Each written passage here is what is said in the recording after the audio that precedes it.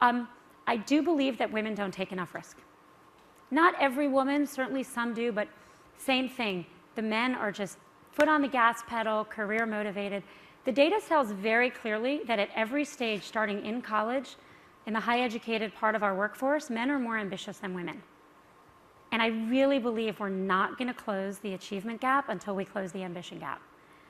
And so the ambition gap has to do with risk. I think the most common mistake I see people make, and men make this mistake too, but women do a lot, is they're too worried about the upward trajectory and not worried enough about growth. So the 2 corporate jobs I've taken, I went from Treasury to Google, and then I went from Google to Facebook, had one thing in common, which is that they were more junior, other people's words, not mine, than other jobs I was offered. When I went to Google, Google was like 250 people. I was going to be a business unit general manager, except there were no business units. Susan Wojcicki's here. She helped recruit me. This was the non-job of all time. I mean, there was no job there.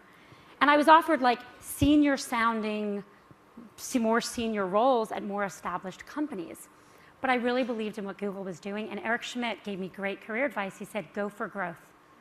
Growth moves everyone up. It's growing, it works. And so I went to a smaller company with a very more junior, less defined job. You know, when I came out of Google, it seems obvious now to come to Facebook, but at the time, a lot of people asked me, right, you remember this, what are you doing? You're going to work for a 23-year-old, you know? No one knows if Facebook's going to be the next, you know, MySpace or Friendster.